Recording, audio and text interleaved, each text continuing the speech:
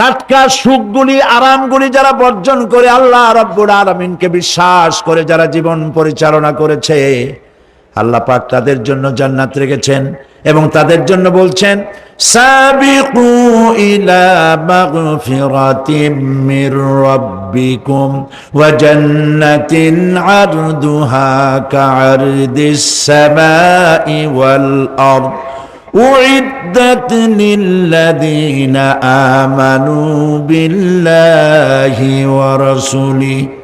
আল্লাহ পাক বলেন প্রতিযোগিতা করো আল্লাহর মাগফিরাত কামনার জন্য আর জান্নাতে যাওয়ার জন্য প্রতিযোগিতা করো, আল্লাহর রহমত পাওয়ার জন্য সৎ কাজের প্রতিযোগিতা করো, তাহলে আল্লাহ রাব্বুল আলামিন তোমাদেরকে ক্ষমা করবেন আর তোমাদের জন্য এমন জান্নাত দিবেন যেই জান্নাত আকাশের বিশালতার জমিনের বিশালতার মতো।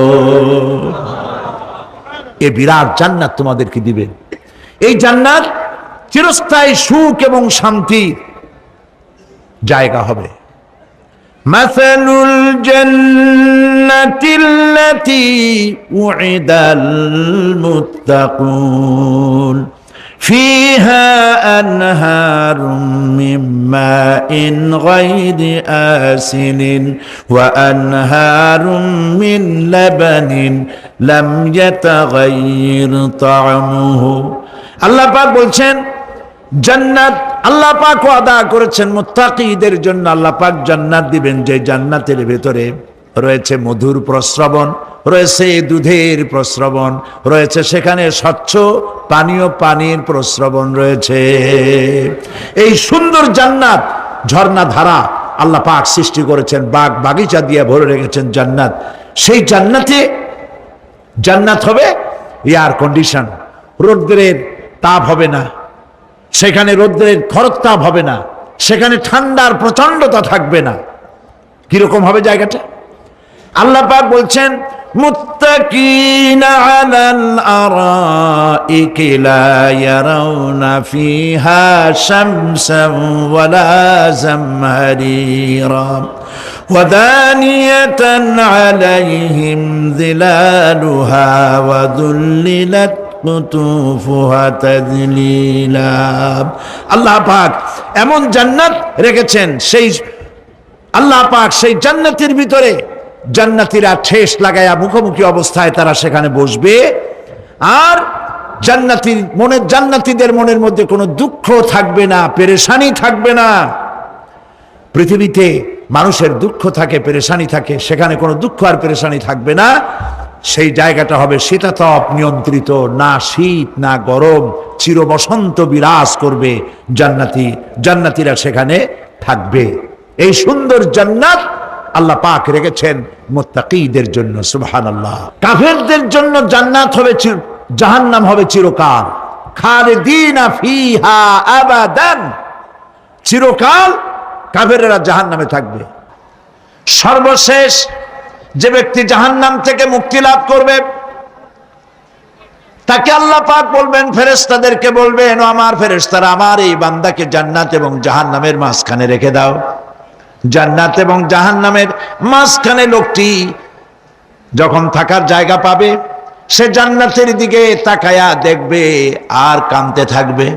আল্লাহ পাক জিজ্ঞেস করবেন, বান্দারে যুগের পর যুগ ধরে জাহান্নামে কেঁদেছো, আমি রব্বুল আলামিন জাহান্নাম মাফ করে দিয়া জান্নাত জাহান্নামের মাঝখানে রেখে দিয়েছি, আযাব থেকে তো বেঁচে গেছো, এখন কান্দো কেন? লোকটি বলবে, রব্বুল আলামিন কান্দি এই কারণে, জাহান্নাম থেকে মাফ করেছো, তোমার শুকরিয়া আদায় করি। জান্নাত তো আমার কপালে নাই, কিসমতে নাই, কিন্তু জান্নাত আমি এখান থেকে দেখতে পাচ্ছি, জান্নাতের সুঘ্রাণ আমার নাকে আসতেছে, কপালে নাই যাওয়ার। আমি কাঁদি এই জন্য, তুমি যদি মেহেরবানি করে আমাকে জান্নাতের দরজার কাছে একটু দাঁড় করায় দিতা, প্রাণ ভরে তোমার জান্নাতের দৃশ্যটা একটু দেখতাম। আল্লাহ পাক তার আরজি পূরণ করবেন, বলবেন যাও, ফেরেশতাদের বলবেন এর জান্নাতের দরজার কাছে দাঁড় করায় দাও। জান্নাতের দরজার কাছে দাঁড়িয়ে লোকটি আবার কান্না শুরু করবে। আল্লাহ পাক প্রশ্ন করবেন, এবার কান্দো কেন? লোকটি বলবে, রব্বুল আলামিন কান্দি এই কারণে জান্নাতের এই দরজায় দাঁড়াইয়া, জান্নাতের অফুরন্ত নেয়ামত কিছুই ভালো করে দেখা যায় না, শুধু অল্প জায়গা দেখি। যদি তুমি আমারে দয়া করে জান্নাতের মাঝখানে দাঁড় করায় দিতা, চতুর্দিকে তাকায়া তাকায়া দেখা কলিজারে ঠান্ডা বানাইতাম। তবে আমি ওয়াদা করি, জান্নাতের কোনো নাজ নেয়ামত, কোনো ফল আমি খাবো না, ধরবো না, সইব না। একটুখানি মেহেরবানি করে মাঝখানে দাঁড় করাইয়া দাও, জান্নারে ঠান্ডা করি। আল্লাহ রব্বুল আলামিন ফেরেশতাদের বলবেন, আমার এই বান্দারে জান্নাতের মাঝখানে দাঁড় করাইয়া দে। আল্লাহর নবী বলেন, জান্নাতের মাঝখানে দাঁড়িয়ে লোকটি আগের চাইতে আরো জোরে চিৎকার মেরে কাঁদতে থাকবে। আল্লাহ পাক বলবেন, বান্দারে কি হলো তোর? দরজার কাছে আসতে চাইছি রে, আইনা দিলাম। আবার এবার মাঝখানে আসতে চাইছো, তাও এনে দিয়েছি। আবার কান্দো কেন? লোকটি বলবে, রব্বুল আলামিন, এবার কান্দি এই জন্যে তুমি যখন দয়া করে একটিবার জান্নাতের মাঝখানে এনে আমাকে দাঁড় করায় দিয়েছো, তুমি রহমান রহিম গফুরুর রহিম, এই জান্নাত থেকে আবার আর বাইর করে দিও না। আল্লাহ রাব্বুল আলামিন বলবেন, ও আমার বান্দারে, আমার এই জান্নাত তোর খুব পছন্দ হয়েছে নাকি? লোকটি বলবে, রব্বুল আলামিন, কলিজা ঠান্ডা হয়ে গেছে, ভাবতেও পারি না এই জান্নাত এত সুন্দর। আল্লাহ পাক বলবেন, বান্দারে, এরকম একটি নয়, দুইটা নয়, তোর জন্য আমি 10টা জান্নাত এইরকম রিজার্ভ করে রাখছি। সুবহানাল্লাহ। আল্লাহ পাককে ভয় করে পৃথিবীর সমস্ত পাপ থেকে যারা নিজেকে রক্ষা করবে, আল্লাহ তাদের জন্য এই জান্নাত রেখে দিয়েছেন। সুবহানাল্লাহ। সেই জান্নাতের রিসিপশন আপনারা আন্দাজ করতে পারবেন না। রিসিপশন কারে কয়? কি এর প্রধানমন্ত্রী আর প্রেসিডেন্ট, 4-5টা পুলিশ আর আর্মি এসে একটা ফট করে সেলুট মারলো, বা শেষ হয়ে গেল, এরকম না। জান্নাতীদেরকে রিসিপশন দেওয়া হবে। জান্নাতীরা যখন আল্লাহর হুকুমে জান্নাতের দিকে যেতে লাগবে, আর যখন জান্নাতের কাছে চলে যাবে, আল্লাহ রাব্বুল আলামিন শোনায় দিচ্ছেন, হাত্তা ইযা জাউহা ফুতিহাত আবওয়াবুহা ওয়া ক্বালা লাহুম খাজানাতুহা সালামুন আলাইকুম তিবতুম ফাদখুলুহা খালিদিন। সুবহানাল্লাহ। জান্নাতীরা যখন জান্নাতে প্রবেশ করার দরজার মুখোমুখি হবে, দ্বার রক্ষীগণ তখন বলবে, সালামুন আলাইকুম, আল্লাহর শান্তি তোমাদের উপরে বর্ষিত হোক। সুবহানাল্লাহ। দুনিয়ার টাটকা টাটকা সুখগুলি 2 পা দিয়ে ঠেলে দিয়েছো, টাটকা সুখগুলি গ্রহণ করো নাই, হারাম খাও নাই, আল্লাহর দ্বীন কায়েমের জন্য রক্ত দিয়েছো, জীবন দিয়েছো, কষ্ট করেছো, আল্লাহকে ভয় করেছো। আমাদের সালাম গ্রহণ করো, জান্নাতের মধ্যে ঢুকে যাও চিরকালের জন্য। সুবহানাল্লাহ। আর বাইর হওয়া লাগবে না, চিরকাল এই জান্নাতের মধ্যে তোমরা বসবাস করতে পারবে। আল্লাহ রাব্বুল আলামিনের ফেরেশতারা বলে দিবেন। জান্নাতের মধ্যে আল্লাহ পাক হুরদের সঙ্গে জান্নাতীদের বিয়ের ব্যবস্থা করে দিবেন।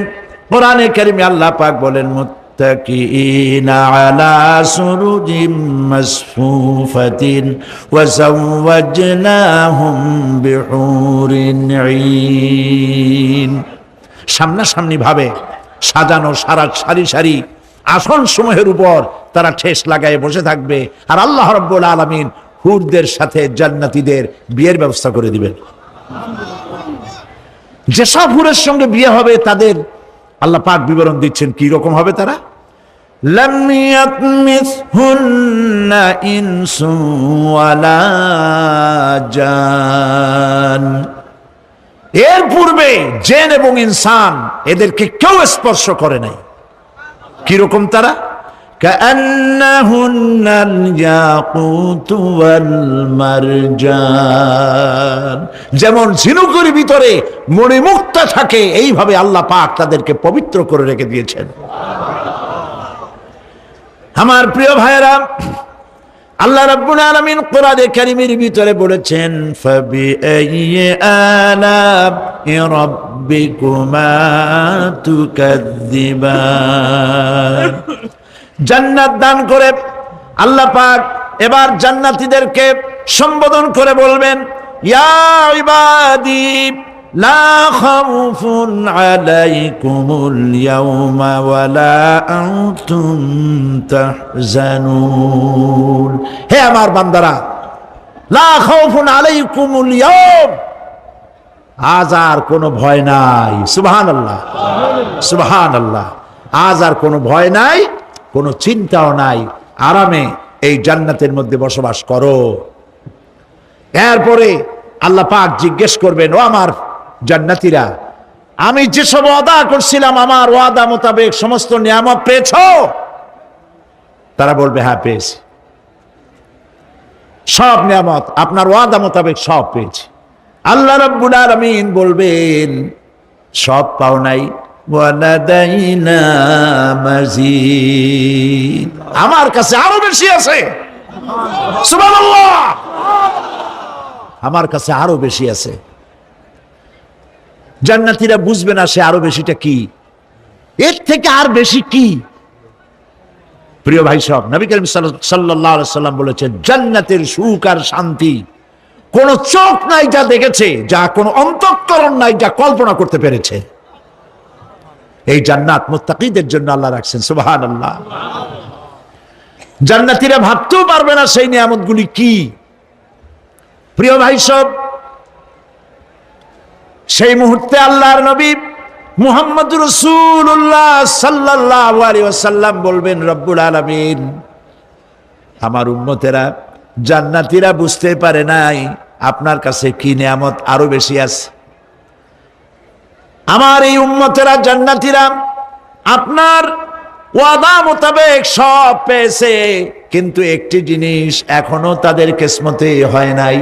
সে জিনিসটা হলো, যারা তার রবকে না দেখে শুধু কোরআন আর হাদিসের কথা শুনে আরবের ঘুম হারাম করে তাহাজ্জুদের নামাজ আদায় করেছিল, চোখের পানি ফেলেছিল, যারা জান্নাত দেখে নাই, জাহান্নাম দেখে নাই, আপনাকে ভয় করে যারা জীবন পরিচালনা করেছিল, যারা আপনাকে দেখে নাই, না দেখে শুধু কোরআন হাদিস বিশ্বাস করে যারা অকাতরে নিজেদের জীবন বিলায় দিয়েছিল, এই জান্নাতীরা এখন পর্যন্ত তার রবকে দেখতে পারে নাই।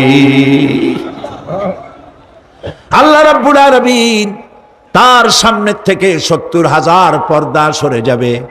আল্লাহ পাক বান্দাদের আরজি পুরা করার জন্য জান্নাতীদের সামনে তিনি জালোয়া ফরোজ হবে।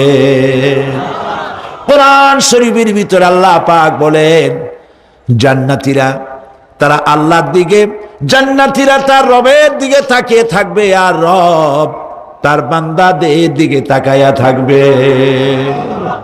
প্রাণ ভরে জান্নাতীরা রবকে দেখবে। সুবহানাল্লাহ, আল্লাহ পাককে দেখবে। প্রাণ খুলে আজ দোয়া করি, রব্বুল আলামিন জান্নাতের যেই পরিবেশে, যেই জায়গায় তুমি দয়া করে তোমার গোলামদেরকে তুমি নিজেই দর্শন দিবে, দেখা দিবে। মনিব গো, ও আমাদের রব, আজ এই বিশাল জনসমুদ্র নিয়ে তোমার দরবারে আবেগ ভরা কণ্ঠে বলি, যেই অনুষ্ঠানটি তুমি এমন মুবারক অনুষ্ঠান করবে যেখানে তুমি জান্নাতীদেরকে দেখা দিবে, ওই জান্নাতের কোনো একটি, ওই অনুষ্ঠানের কোনো একটি কোনায় কানায় আমাদেরকেও দাঁড় করাইয়া দেখার তো।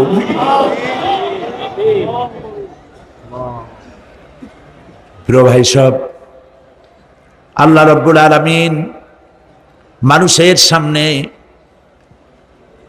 এত সব নিয়ামত রেখেছেন, এই জান্নাত দান করবেন। এরপরে আল্লাহ রাব্বুল আলামিন কোরআনে কারীমের মধ্যে বলেছেন, রব্বিস সামাওয়াতি ওয়াল আরদি ওয়া মা বাইনাহুমার রাহমানি লা ইয়ামলিকুনা মিনহু খিতাবা। এসব পুরস্কার রয়েছে তোমাদের সেই রবের পক্ষ থেকে যিনি আকাশ আর জমিনের মালিক। সুবহানাল্লাহ বলবেন না? যার সামনে কথা বলার ক্ষমতা কারো হবে না। এটি একটি মারাত্মক কথা। কিয়ামতের দিন আল্লাহর দরবারে কেউ কথা বলতে পারবে না আল্লাহর নির্দেশ ছাড়া। একটি আকীদা পরিষ্কার করে নিয়ে যান আপনাদের, সে আকীদাটা এভাবে পরিষ্কার করুন, কোন পীর সাহেব, কোন খাজা বাবা, কোন মাওলানা, কোন মুহাদ্দিস, কোন বুজুর্গ আপনাকে সুপারিশ করতে পারবে না যদি না আল্লাহ পাক তাকে কথা বলার তৌফিক না দেন। মনে থাকবে এটা। আয়াতুল কুরসির ভিতরে আমরা পড়ি, মান যাল্লাযী ইয়াশফাউ ইনদাহু ইল্লা বিইযনিহি। আল্লাহ পাক বলেছেন কিয়ামতের দিন আল্লাহর দরবারে কার সাহস আছে কথা বলতে পারে? মান যাল্লাযী ইয়াশফাউ ইনদাহু ইল্লা বিইযনিহি। আল্লাহর অর্ডার ছাড়া, হুকুম ছাড়া আল্লাহর সামনে কথা বলার সেদিন কেউ থাকবে না। সুবহানাল্লাহ। কেউ কথা বলতে পারবে না। সুপারিশ করতে হবে আল্লাহ যারে বলেন তুমি করো, অমুকের জন্য করো, সেই ব্যক্তি শুধু তার জন্যই করতে পারবে, আর কেউ কথা বলতে পারবে না। সেই কঠিন হাসরের ময়দান, যেদিন শুধুমাত্র আল্লাহ পাক কথা বলবেন, আর যারে বলতে বলবেন সেই কেবলমাত্র বলতে পারবে। সুপারিশ এটি আল্লাহ পাক কিয়ামতে পারমিশন দিলে বলা যাবে। হযরত ইব্রাহিম আলাইহিস সালাম কিয়ামতের দিন তার নিজের পিতা সম্পর্কে সুপারিশ করবেন। রব্বুল আলামিন, আমার আব্বার জন্য সুপারিশ করতেছি, মেহেরবানি করে জাহান্নাম থেকে তারে আপনি রক্ষা করুন। আল্লাহ রব্বুল আলামিন বলবেন, ইব্রাহিম তোমার সুপারিশ মঞ্জুর হবে না। প্রিয় ভাই সব, একটু মাথা খাটান, চিন্তা করেন। উলুল আযম পয়গম্বর, জাতির পিতা। কে জাতির পিতা? চিল্লায় বলুন, কলিজা সাফ করে ফেলুন। মুসলমানদের জাতির পিতা হাবিজাবি কেউ হতে পারে না।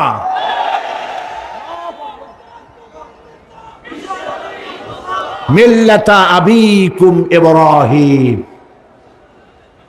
ইব্রাহিম আলাইহিস সালাম এই মিল্লাতের পিতা। সুবহানাল্লাহ। হযরত ইব্রাহিম আলাইহিস সালাম কিয়ামতের দিন বলবেন, আল্লাহ আমার আব্বার জন্য সুপারিশ করছি। আল্লাহ পাক বলবেন মঞ্জুর হবে না। আজর তোমার পিতা হতে পারে, কিন্তু আমার খলিলকে আগুনে ফেলার জন্য নমরুদকে সে সহযোগিতা করেছে, আমি তোমার পিতাকে ক্ষমা করব না।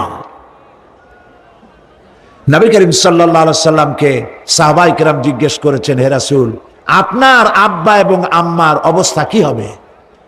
নবী করিম সাল্লাল্লাহু আলাইহি সাল্লাম কেঁদে ফেলেছেন, সব বলেছেন, আমি তাদের কোনো উপকারে আসব না। আল্লাহু আকবার।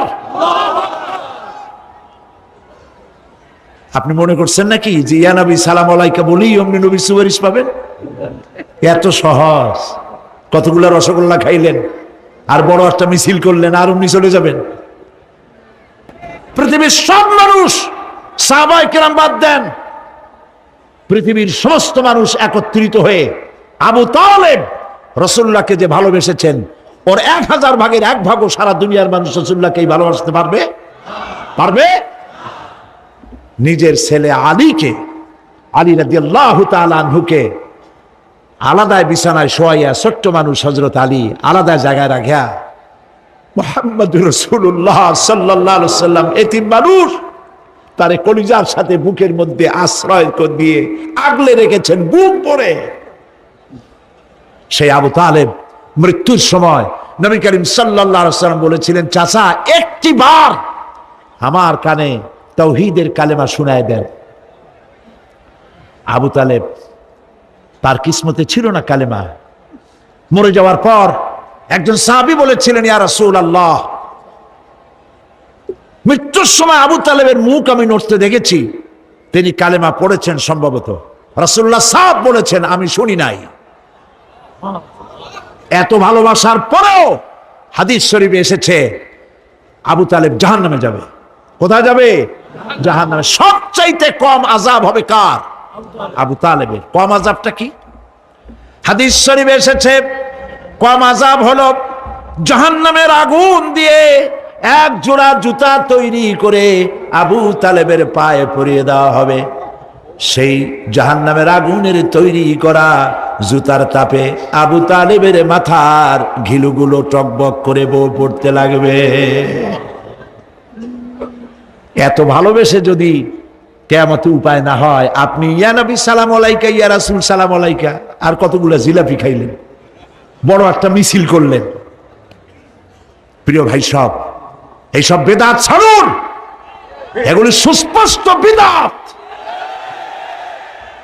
রাসূলুল্লাহকে ভালোবাসবেন, সাহাবীরা যেভাবে ভালোবেসেছেন ওইভাবে ভালোবাসবেন।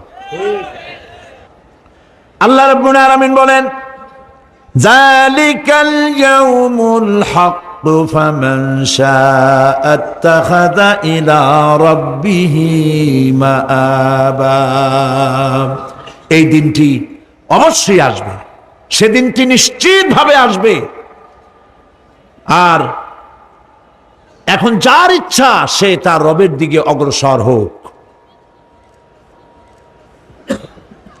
ইন্না আনজারনাকুম আযাবান করিবান ইয়াওমা ইয়ানজুরুল মার'উ মা কদ্দামাত ইয়াদাহু ওয়া ইয়াকুলুল কাফিরু ইয়া লাইতানি কুনতু তুরাবা। ইন্না আনজারনাকুম আযাবান করিবা, খুব নিকটবর্তী একটি আযাব সম্পর্কে আমি তোমাদেরকে সতর্ক করে দিলাম। কে বলতেছেন? আল্লাহ পাক। লক্ষ্য করুন আল্লাহ কি বলছেন, খুব নিকটবর্তী একটি কঠিন শাস্তি, আযাব অর্থাৎ কিয়ামত, এ সম্পর্কে আমি তোমাদেরকে সতর্ক করে দিলাম। ইয়াউমা ইয়ানজুরুল মার'উ মা কদ্দামাত ইয়াদাহ, সেদিন প্রত্যেকটি লোক যা সে পাঠিয়ে দিয়েছিল এখানে, অর্থাৎ যা করেছিল সেগুলি সে দেখতে পাবে। আর তখন ওয়ায়াকুলুল কাফিরু ইয়া লাইতানি কুনতু তুরাবা। সেই কিয়ামতের ময়দানে অবস্থা দেখে কাফেররা বলবে, আহারে মানুষ না হইয়া যদি মাটি হইয়া যেতাম, যদি মাটি হতাম, যদি মানুষ না হয়ে না জন্মাতাম, আজ এই হাসরের ময়দানে এইখানে এই বিচারের মুখোমুখি হতাম না, মাটি হইলে বরং অনেক ভালো হতো।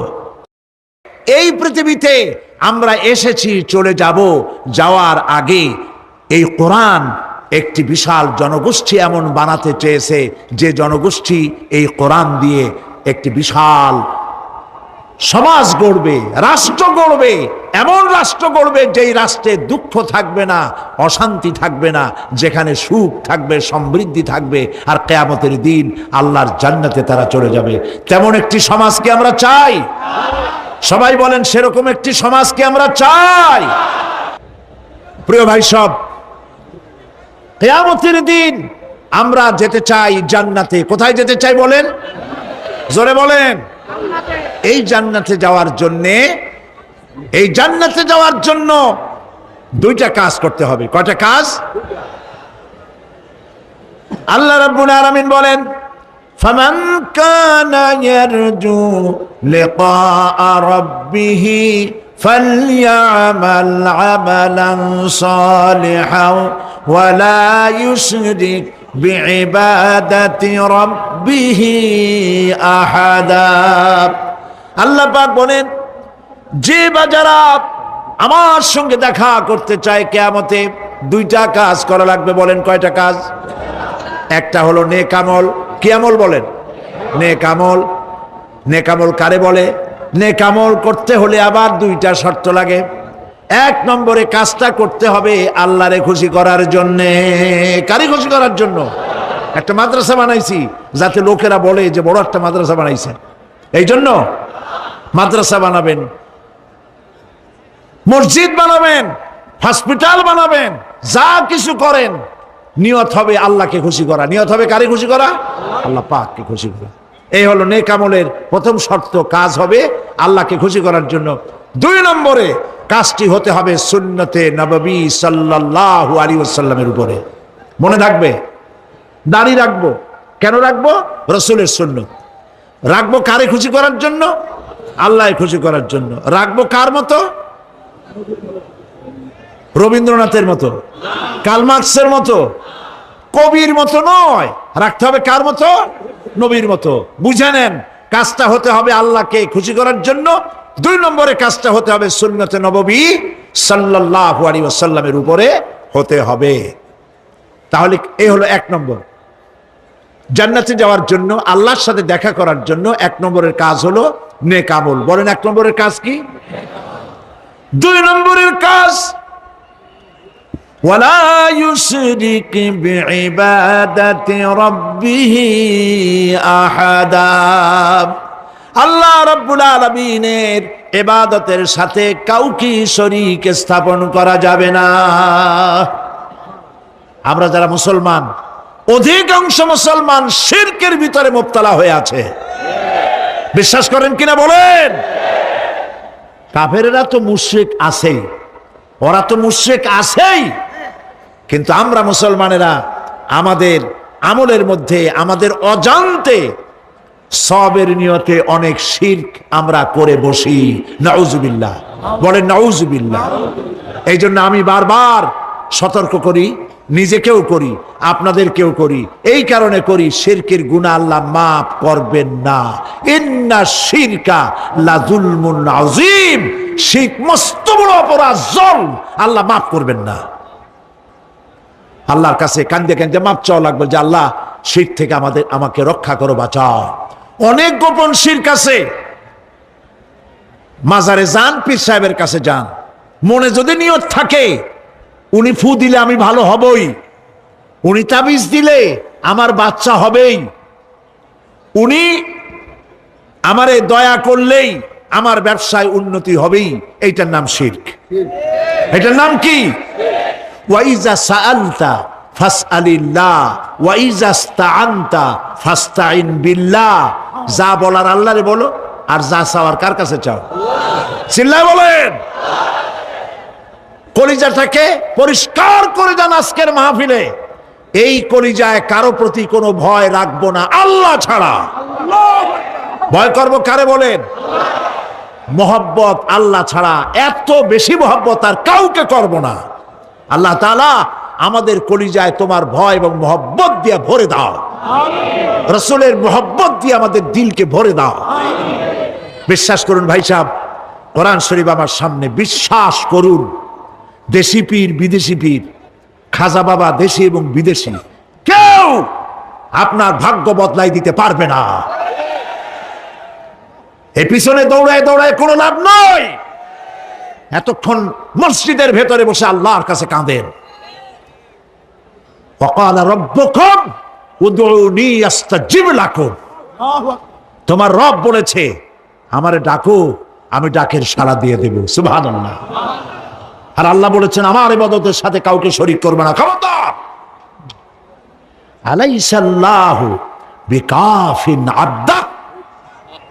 আল্লাহ প্রশ্ন করছেন, আলাইসাল্লাহু বিকাফিন আবদা, আমি কি আমার বান্দার জন্য যথেষ্ট নই? চিল্লায় বলুন অবশ্যই যথেষ্ট। আবার বলেন অবশ্যই যথেষ্ট। কলিজা সাফ করে ফেলেন। সম্রাট শাহজাহান, দিল্লির সম্রাট, হাবিজাবি সম্রাট না, দিল্লির সম্রাট। এখন কোথায়? কবরে। কবি বলতেছেন, শাহনে জাহাं को जिन्हें फक्र से देते थे बाज, शाहने जहां को जिन्हें फक्र से देते थे बाज, वाज कब्र में है सूरह अलहम्दु की मोहताज। সারা ভারতবর্ষ যারা ট্যাক্স দিয়ে নিজেকে সৌভাগ্যবান বলে মনে করত, সে আজ কবরের মধ্যে ভিক্ষুকের মতো সূরা আলহামদুর মতো একটি সূরার মুহতাজ হয়ে ভিক্ষুকের মতো শুয়ে আছে। সম্রাট শাহজাহান মসজিদে বসে আছে, এক ফকির ঘুরতেছে। লোকেরা কয় ছোটবেলা থেকেই তোমারে খয়রাত করতে দেখলাম, ভিক্ষা কি জীবনেও যাবে না তোমার? লোকটি বলছে, আমি ভিক্ষা করবো ছাড়া আমার উপায়টা কি? এই লোকটি আমি ভিক্ষা করা ছাড়া করবো কি? লোকেরা তো আমার 60 টাকা 50 টাকা 100 টাকা দেয় না, 4 আনা 5 আনা 1 টাকা এই আমার দেয়, এ দিয়ে আমি বড় লোক হবো কেমন?